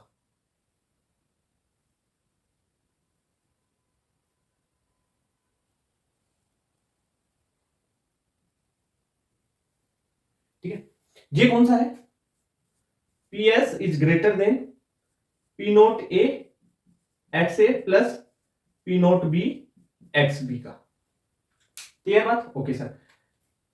यहां पे ये कौन सा ग्राफ है, एक्स बी 1, एक्स बी 0 से 1 के लिए, यानी ये ग्राफ है आपका P A greater than P note A X A का, ये ग्राफ है P B greater than P note B X B का, रेड कलर वाला ग्राफ। और जो ब्लैक कलर में है वो आइडियल के लिए है, ठीक है। ये चीज समझ में आई थोड़ी बहुत? तो इसमें ग्राफ में क्या वेरिएशन हो गया, ग्राफ भाई साहब ग्रेटर बाई ज्यादा है, तो ये है P S is equal to P note A X A plus P note B X B का, और वो वाला तो ऊपर हो गया ना किसके, पॉजिटिव डेविएशन का। ठीक है, तो ये ग्राफ किसके हैं, पॉजिटिव डेविएशन के, रेड कलर में है जो। ओके सर, इसके एग्जांपल्स लिखवा दो सर, लो एग्जांपल्स भी लिख लो, एक साथ में ही सारे एग्जांपल्स लिख देते हैं। जैसे acetone plus alcohol, ethanol methanol कोई भी ले लो, कोई सा भी एल्कोहल, ठीक है। दूसरा है एसीटोन प्लस बेंजीन, तीसरा एसीटोन प्लस आपका आ जाए जैसे कार्बन डाइसल्फाइड ले लें, है ना, CS2 कार्बन डाइसल्फाइड, और जैसे एल्कोहल प्लस वाटर ले लें H2O, या कार्बन टेट्राक्लोराइड उसके साथ में क्लोरोफॉर्म ले लें CaCl3, ये है क्लोरोफॉर्म, क्लोरोफॉर्म ये है कार्बन टेट्राक्लोराइड। CCl4 क्या है, कार्बन टेट्राक्लोराइड, CHCl3 है ना, CHCl3 ये है क्लोरोफॉर्म। ओके सर, जैसे बेंजीन मेथेनॉल भी आपका एग्जांपल है एक, यहां पे लिख देता हूं बेंजीन प्लस मेथेनॉल, मेथेनॉल हो या एथेनॉल हो कोई सा भी, जैसे एथेनॉल प्लस एनहेप्टेन ले लो, या कोई सा भी एल्केन ले लो, ये सारे एग्जांपल्स हैं। अब देखो एग्जांपल्स को समझाता हूं मैं, एक एग्जांपल से समझाता हूं, ये चीज नोट कर ली क्या आपने, इस चीज को एग्जांपल से समझाता हूं कि कैसे फोर्स ऑफ अट्रैक्शन वीक होने पर वेपर प्रेशर बढ़ेगा, ये चीज कैसे हुई, है ना भाई। एग्जांपल एसीटोन और एल्कोहल का ही ले लेते हैं, फर्स्ट एग्जांपल से समझ लेते हैं इसको। देखो कैसे होगा, क्या चीज हो रही है, कहां पे बताऊं इसको, इधर बता दूं, यहां पे इसको मिटा के ग्राफ प्लॉट कर लिया होगा।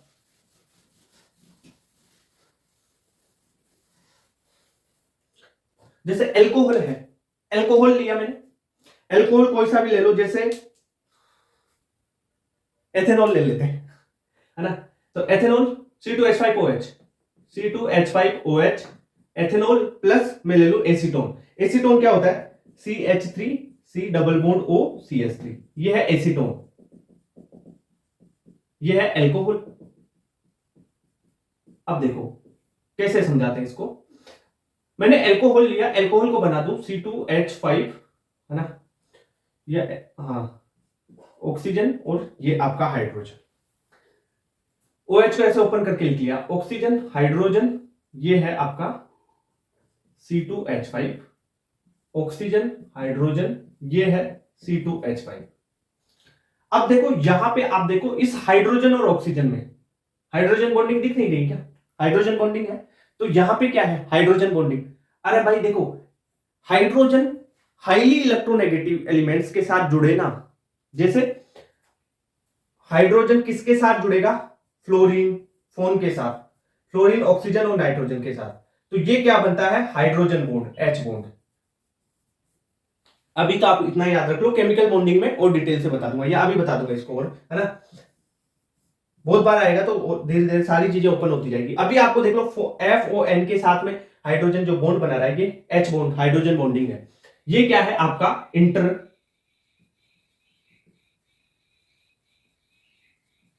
इंटरमोलिकुलर हाइड्रोजन बॉन्डिंग, ये स्ट्रॉन्ग बॉन्डिंग है, यानी फोर्स ऑफ अट्रैक्शन यहां पे ज्यादा है, फोर्स ऑफ अट्रैक्शन क्या होगा ज्यादा, भाई स्ट्रॉन्ग बॉन्ड है ना,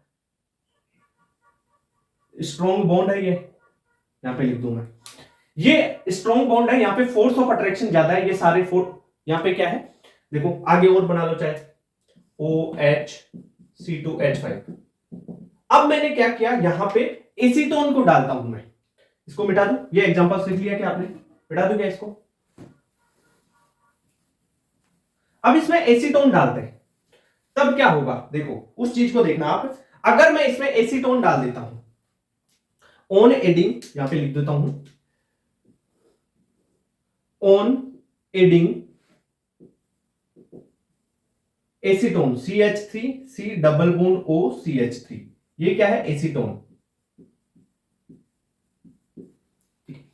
एसीटोन को ऐड किया, तो भाई साहब एसीटोन को ऐड करोगे ना, तो ये एसीटोन ये जो इंटरमोलिकुलर हाइड्रोजन बॉन्ड है ना इसको वीक कर देगा, एसीटोन अगर इसमें डाल दूंगा मैं तो इस इंटरमोलिकुलर हाइड्रोजन बॉन्ड को वीक करेगा, तो बॉन्ड ही वीक हुआ मतलब अट्रैक्शन वीक हो गया। बॉन्ड क्या, इलेक्ट्रॉन्स का अट्रैक्शन ही तो है, तो ये अट्रैक्शन वीक हो जाएगा। अगर अट्रैक्शन वीक हो गया तो क्या हो जाएगा, फिर वेपर प्रेशर बढ़ जाएगा। ये है। तो ऑन एडिंग एसीटोन दिस यानी intermolecular hydrogen bonding, intermolecular hydrogen bond weak, become weak, ऐसे लिख लो।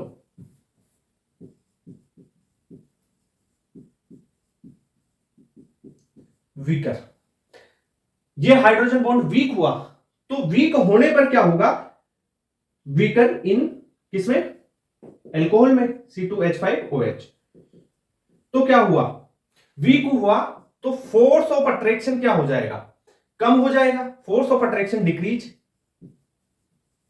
ठीक है, फोर्स ऑफ अट्रैक्शन डिक्रीज तो मोर वेपर फॉर्म।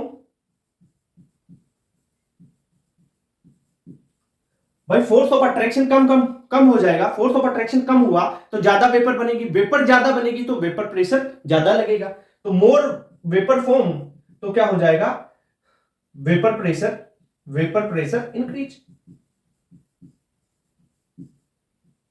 क्लियर बात। तो ये है कॉन्सेप्ट इसके पीछे, समझ में आई चीज। किसी भी एग्जांपल से, बेंजीन एसीटोन से कर लो आप, किसी से कर लो आप, है ना। ये था एल्कोहल, इसमें मैंने डाल दिया क्या, एसीटोन, तो ये जो हाइड्रोजन इंटरमोलिकुलर हाइड्रोजन बॉन्ड था वो वीक हुआ, मोलिकुलर बॉन्ड वीक हो गया, हाइड्रोजन बॉन्ड, तो क्या होगा, फोर्स ऑफ अट्रैक्शन कम हो जाएगा, फोर्स ऑफ अट्रैक्शन कम होगा तो क्या होगा, वेपर ज्यादा बनेगी, वेपर ज्यादा बनेगी तो वेपर प्रेशर ज्यादा होगा। क्लियर बात। तो वेपर प्रेशर ज्यादा ही तो हुआ, पॉजिटिव डेविएशन की तरफ चला गया। ये चीज हो गई तुम्हारी पॉजिटिव डेविएशन की। अब बात करते हैं नेगेटिव डेविएशन की, इसको नोट करो एक बार। अब देखो negative deviation from Raoult law, मैंने लिया सोलवेंट और सोल्यूट, ये बना आपका सॉल्यूशन। जो सोलवेंट और सोल्यूट में फोर्स ऑफ अट्रैक्शन होंगे ना, ये वीक होंगे। यहां पे फोर्स ऑफ अट्रैक्शन सोलवेंट और सोल्यूट के वीक होंगे, किसके बजाय, सॉल्यूशन के बजाय। Force of attraction of solution ये होंगे ज्यादा, ठीक है, ये होंगे वीक और ये होंगे स्ट्रॉन्ग। ठीक है, तो फोर्स ऑफ अट्रैक्शन स्ट्रॉन्ग हो गया तो क्या होगा, vapour pressure, force of attraction strong तो वेपर प्रेशर क्या हो जाएगा, कम हो जाएगा। तो मैं बोल सकता हूं कि पीएस सॉल्यूशन का कम हो गया, किससे, सोलवेंट और सोल्यूट से, P0A XA plus P0B XB। Negative deviation है, वॉल्यूम मिक्सचर का यानी सॉल्यूशन का नेगेटिव हो जाएगा, वॉल्यूम में चेंज। अगर एंथैल्पी चेंज की बात करूं, डेल्टा एच चेंज नेगेटिव। अगर डेल्टा एच नेगेटिव है, रिएक्शन कौन सी है, एक्सोथर्मिक यानी टेम्परेचर इंक्रीज हो रहा है। अब पॉजिटिव था, वहां पे एंडोथर्मिक टेम्परेचर डिक्रीज हो रहा था, वो लिख लेना वहां पे, है ना। मैं बात करूं डेल्टा एच हो गया और delta U internal energy change mixture की, तो ये भी क्या होगी, negative. Gives free energy mixture की क्या होगी, हमेशा नेगेटिव होती है ये। और डेल्टा एस यानी एंट्रोपी मिक्सचर की क्या हो जाएगा, ये पॉजिटिव ही रहती है। इन दोनों पे कोई फर्क नहीं पड़ता है, ध्यान रखना, है ना। डेल्टा पी क्या हो जाएगा, वेपर प्रेशर चेंज यहां पे नेगेटिव हो जाएगा। क्लियर बात, ओके सर। अरे डेल्टा पी क्या है, पी ऑब्जर्व्ड माइनस, यहां पे लिख ही देता हूं, delta P is equal to P observed minus P calculated. Okay sir, चलो इसके एग्जांपल्स भी बता देता हूं यहीं साथ में। एग्जांपल्स में आप लिखो, जैसे मैं बात करूं कोई भी एसिड हो जाए ना आपके पास, एसिड और वाटर, एसिड प्लस वाटर का एग्जांपल हो। एसिड कौन कौन से हो सकते हैं, जैसे HCl हो गया, ठीक है, HNO3 हो गया, ये एसिड हो गए। इनके साथ में अगर वाटर आ जाए तो ये नेगेटिव डेविएशन शो करते हैं। दूसरा एग्जांपल देखो, जैसे मैं कोई भी एसिड और बेस का ले लूं, जैसे एसिड प्लस बेस, ये भी क्या करेंगे, नेगेटिव डेविएशन शो करते हैं। एसिड में, जैसे एसिड में आपके पास आ गया CH3COOH, है ना, प्रीडीन प्लस प्रीडीन ले लूं, पिरिडिन क्या है? पिरिडिन है बेस, ठीक है, ये होता है ना पिरिडिन, यहां पे नाइट्रोजन, ये तो एसिटिक एसिड और पिरिडिन क्या हो जाएगा? नेगेटिव डेविएशन का एग्जांपल। एसिड है ये CS और बेस क्या है? पिरिडिन, ठीक है। इसके अलावा जैसे फिनोल हो गया, फिनोल क्या है? एसिडिक नेचर होगा। और एनिलीन ले लूं मैं, एनिलीन का स्ट्रक्चर ये ले, यहां पे O और यहां पे लगा दूं NH2, ये आपका एनिलीन बन गया। एनिलीन भी क्या है? बेसिक है। तो ये एग्जांपल हो गया। जैसे मैं क्लोरोफॉर्म यहां पे बता दो, क्लोरोफॉर्म और एसीटोन ले ले तो उसका भी एग्जांपल यहां पे आ जाएगा, क्या दिख जाएगा? चलो ऊपर लिख देते हैं, क्लोरोफॉर्म CHCl3, ये है chloroform plus acetone CH3C double bond O CH3, ये है आपका एसीटोन। ये सारे क्या है? आप देखो कोई सा भी एसिड देख लो, HCl HNO3 H2SO4, कोई सा भी ले लो एसिड, है ना? एसिड प्लस वाटर हमेशा नेगेटिव डेविएशन शो करेगा, acid plus base negative deviation show करेगा। एसिड बेस में देखो ये ठीक है ना? पिरिडिन और एनिलीन बेसिक है, बेसिक मीडियम बेसिक है ये, है ना? तो बेस है, ये हो गया। अब इसका ग्राफ भी बता देता हूं, यहां पे देख लो तुरंत। ये तुम्हारी आइडियल कंडीशन थी, यहां पे वेपर प्रेशर कर देता हूं मैं, ठीक है, XB 0 XA1 XB1 तो XA 0, ठीक है, ये हो गया XA 0, तो ये हो जाएगा आपका P0 A, यहां पे ये हो जाएगा P0 B, ठीक है। ये आइडियल कंडीशन की ग्राफ थी। अगर मैं नेगेटिव डेविएशन कर रहा हूं तो ग्राफ में क्या होगा? ग्राफ नीचे से आएगी, देखो ये,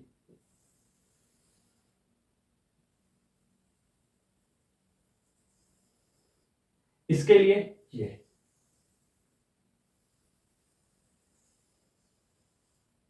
समझ रहे हो? और टोटल सॉल्यूशन की ये आ जाएगी।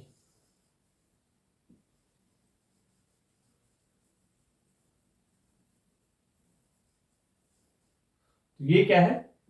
PS less than P0 A XA plus P0 B XB। और ये क्या है? आइडियल के लिए, ये वाला ग्राफ आइडियल के लिए। आइडियल में क्या होता है? PS is equal to P0 A XA plus P0 B XB, ठीक है। और ये है नेगेटिव डेविएशन। तो यहां पे इसके लिए देखो B A, तो ये PA less than P0 A XA, यहां पे क्या हो जाएगा? PB less than P0 B XB। Clear बात? ये हो गया। अब देखो एक एग्जांपल से इसको और डिटेल में समझते हैं, इसको नोट करो, फिर यहां पे समझा देता हूं मैं। नोट करो तुरंत इसको, कर लिया? इसको मिटा देता हूं, है ना, इधर बना देता हूं उसको। देखो एग्जांपल से क्वेश्चन आएगा, ध्यान रखना, इसके एग्जांपल्स रट लेना, याद कर लेना।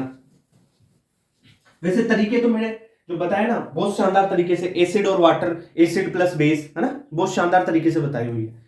जैसे मैं ये बचा हुआ इस एग्जांपल से समझा देता हूं इसको, क्या है? क्लोरोफॉर्म और एसीटोन का। जैसे एसीटोन है, एसीटोन क्या है? CH3C double bond O CH3। दूसरा एसीटोन बनाऊं मैं तो दूसरा एसीटोन ये बना दूं मैं, जैसे CH3 और डबल बॉन्ड ऑक्सीजन, यहां पे डेल्टा माइनस, ये डेल्टा प्लस, पार्शियल चार्ज, यहां पे डेल्टा माइनस डेल्टा प्लस।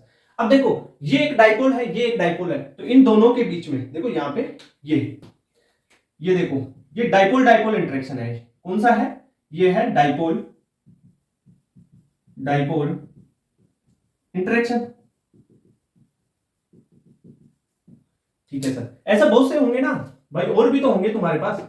ये लो CH3 डबल बॉन्ड O, फिर ऐसे चलता ही जाएगा, एसीटोन चल रहे हैं, ओके सर। अगर मैं इसमें क्या डाल दूं? क्लोरोफॉर्म। इफ मैंने इसमें क्लोरोफॉर्म ऐड कर दिया, मैंने क्या किया? ऐड क्लोरोफॉर्म, तो क्या होगा? देखो जो एसीटोन है ये CH3 CH3 double bond oxygen. ये था। मैं ला रहा हूं तुम्हारे यहां पे एल्कोहल, जो क्लोरोफॉर्म CHCl3, ठीक है। तो ये एक हाइड्रोजन एक कार्बन, 3 है क्लोरीन, ये क्लोरीन। अब देखो मैंने अभी बताया कि देखो हाइड्रोजन के साथ में क्या आ जाए, हाइड्रोजन के साथ में FON आ जाए तो क्या बन जाता है, H बॉन्ड बनेगा, यहां पे हाइड्रोजन बॉन्ड फॉर्म हो जाता है। देखो ये ऑक्सीजन और ये हाइड्रोजन, तो ये कौन सा बॉन्ड फॉर्म हो रहा है यहां पे, हाइड्रोजन बॉन्ड। कौन सा, हाइड्रोजन बॉन्ड, H बॉन्ड, ठीक है। तो यहां पे लिख सकता हूं इंटरमोलिकुलर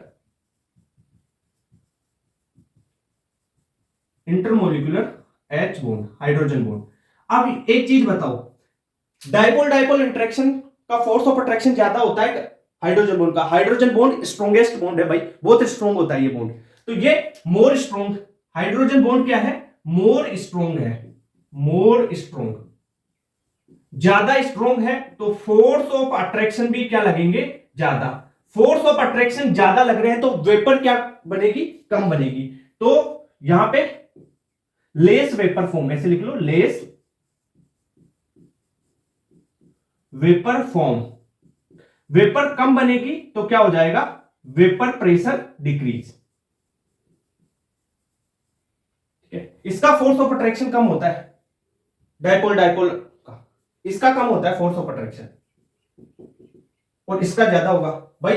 इंटरमोलिकुलर हाइड्रोजन बॉन्डिंग हो गई ना, यहाँ पे हाइड्रोजन बॉन्डिंग है तो अट्रैक्शन ज्यादा हो गया, तो स्ट्रॉन्ग बॉन्ड है तो लेस वेपर कम बनेगी भाई, अट्रैक्शन ज्यादा हो गया तो वेपर कम बनेगी ना, वेपर में कम तोड़ने देगा मॉलिक्यूल्स, ठीक है। वेपर कम बनी तो वेपर प्रेशर कम हो गया। इतनी बात क्लियर होगी। तो ये हो गया आपका नेगेटिव डेविएशन, क्लियर, ठीक है। तो नोट कर लो अब इसको, हो गया तुम्हारा काम। क्वेश्चन है, सिंपल सा क्वेश्चन है, एम्स में भी आया हुआ है। The vapour pressure of two liquids A and B are 80 and 50 torr, ठीक है। The total pressure of solution obtain by mixing 3 moles of A and 2 moles of B। देखो मोल दे रखा है आपको, B के 2 मोल है और A का 3 मोल है, आपको टोटल प्रेशर निकालना है। टोटल प्रेशर देखो, राउल्ट लॉ का फॉर्मूला लगा दो, PS is equal to P nought A XA plus P nought B XB, ठीक है। अब यहां पे XA और XB तो पता ही नहीं सर, मोल फ्रैक्शन होता है। XA क्या होगा, moles of A upon total mole, यानी moles of A plus moles of B। आपको पता है मोल्स ऑफ A कितना है, A के मोल 3 दे रखा है, अपॉन टोटल मोल 3 + 2, यानी A का 3 और B का 2। तो XA यहां पे आपके पास आ जाएगा 3/5। वैसे XB निकाल लो, XB निकालोगे मोल्स ऑफ B यानी 2/3 + 2, तो टोटल ही आ जाएगा 2/5। तो XA और XB की वैल्यू आ गई, तो यहां पे पुट कर देंगे PS is equal to P nought A, कितना दे रखा है देखो 80 torr, 80 × 3/5 plus P nought B कितना दे रखा है आपको 50 टोर, 50 इंटू ये कितना हो जाएगा 2/5, ठीक है। अब ये कैंसिल कर लो यहां से, PS बराबर देखो 5 से इसको कैंसिल कर लोगे कितना जाएगा 1 और 16, तो ये हो गया, ये 10 बार ये 20, ये 48 प्लस ये आ जाएगा तुम्हारा 20, तो PS इज इक्वल टू कितना हो गया 48 + 20 68 टोर। क्वेश्चन है, जेई एडवांस में पूछा हुआ क्वेश्चन है, if KH4N2 in water is 10 to power 5 ATM, ठीक है। KH दे रखा आपको, mole fraction of N2 in air is 0.8, find number of moles of N2 dissolve in 10 moles of H2O and 5 ATM of pressure is. अब देखो क्या क्या दे रखा है वो लिख लो, सोल्व करते हैं इसको। देखो आपको KH की वैल्यू दे रखी है, कितना दे रखा है 10 की पावर 5 ATM। आपको जो है मोल फ्रैक्शन वेपर में N2 का दे रखा है, वो कितना दे रखा है 0.8, देखो 0.8 दे रखा है ना एयर में, वेपर में। आपको देखो निकालना क्या है वो देखेंगे पहले। देखो मोल्स भी दे रखे हैं, देखो N2 के moles of N2 dissolve in 10 mole of H2O, यानी H2O के मोल्स कितने दे रखे हैं आपको 10 मोल्स दे रखे हैं, ठीक है। और सॉल्यूशन का जो प्रेशर है P वो भी दे रखा है, प्रेशर कितना दे रखा है आपको 5 ATM। निकालना है मोल्स ऑफ N2, निकालना है अपने को, clear. Find number of moles of N2। अब कैसे निकालेंगे, देखो जो फॉर्मूला है वो क्या होता है, वेपर फेज है ना, तो pressure N2 is equal to mole fraction of N2 in vapour phase into total pressure PS। देखो PS अपने पास है, PN2 अपने पास है, ठीक है। नहीं, पी एन टू निकाल लेंगे ना अभी। देखो वाई एन टू भी अपने पास है, पी एन टू निकालेंगे। Total pressure P S, total pressure अपने पास है 5 एटीएम, तो पी एन टू निकाल लेते हैं। तो P N two is equal to Y N two कितना है, mole fraction in vapour phase N two का 0.8 इंटू पी एस कितना है 5, तो ये आ जाएगा 4। अब देखो पी एन टू कितना आ गया आपके पास, 4 आ गया। अब अपने को निकालना है भाई साहब मोल्स, तो मोल्स कैसे निकलेंगे? देखो आपने हेनरी का लॉ पढ़ा है, हेनरी का लॉ क्या था, हेनरी लॉ से कर लेते हैं, P N two is equal to K H दे रखा है अपने को into mole fraction of N two. Mole fraction से मोल निकल जाएंगे अपने पास, मोल फ्रैक्शन से मोल निकाल सकते हैं अपन। तो पहले मोल फ्रैक्शन तो निकाले, मोल फ्रैक्शन कैसे, पी एन टू निकाल लिया अपन ने, 4 is equal to 10⁵ into X N two, ठीक है, mole fraction of N two. तो mole fraction of N two कितना आया, mole fraction of N two is equal to कितना आ गया 4, ये है 4/10⁵, ठीक है, ये आ गया आपके पास मोल फ्रैक्शन। अब मोल फ्रैक्शन होता क्या है, मोल फ्रैक्शन होता है मोल्स एन टू क्या हो जाएगा, moles of N two upon total mole, यानी mole of N two plus mole of H2O, यही तो होता है। तो रख दो value 4/10⁵ is equal to moles of N two निकालना है अपने को upon moles of N two plus mole water के कितने हैं 10 मोल है ना, 10 मोल है।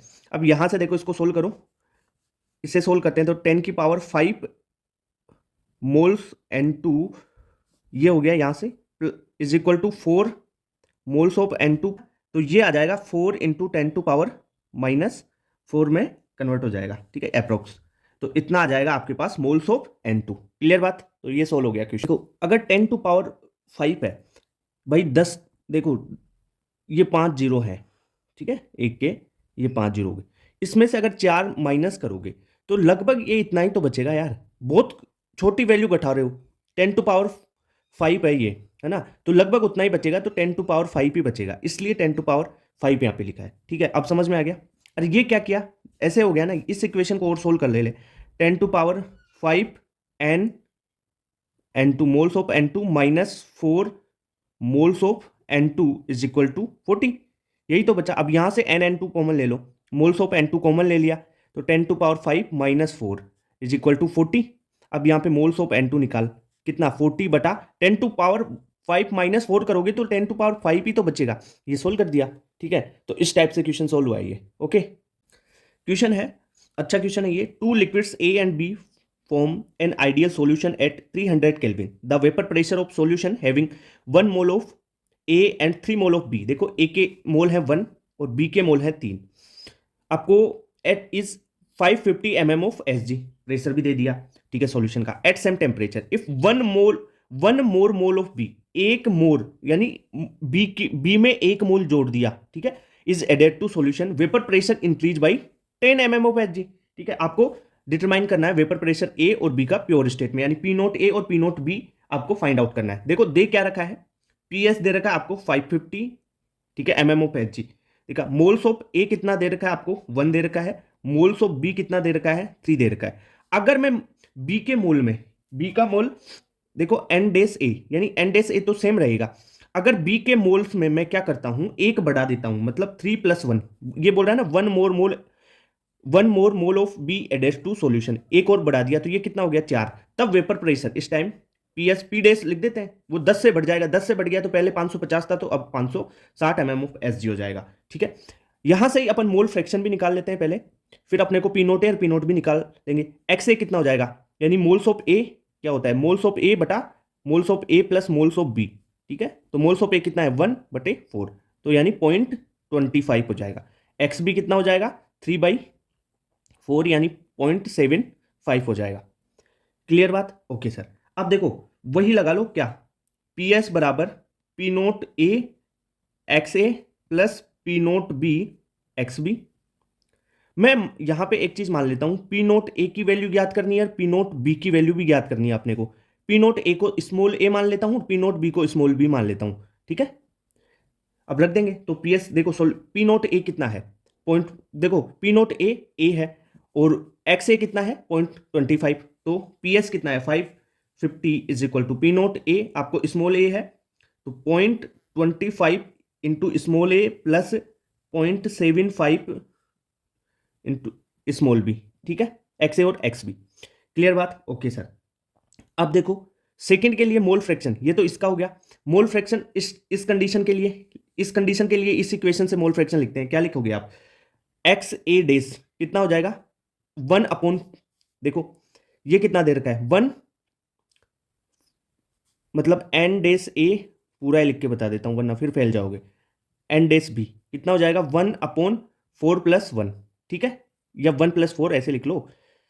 तो ये कितना हो जाएगा? 0.2, 0.2। तो एक्स बी क्या हो जाएगा? एक्स बी डेज कितना हो जाएगा? 0.8। क्लियर बात? ओके सर, इसमें रख दो। तो 560 सेकेंड वाले के लिए इक्वेशन लिख रहे हैं, 0.2 ए प्लस 0.8 बी। क्लियर बात? इक्वेशन फर्स्ट हो गई, ये इक्वेशन सेकेंड।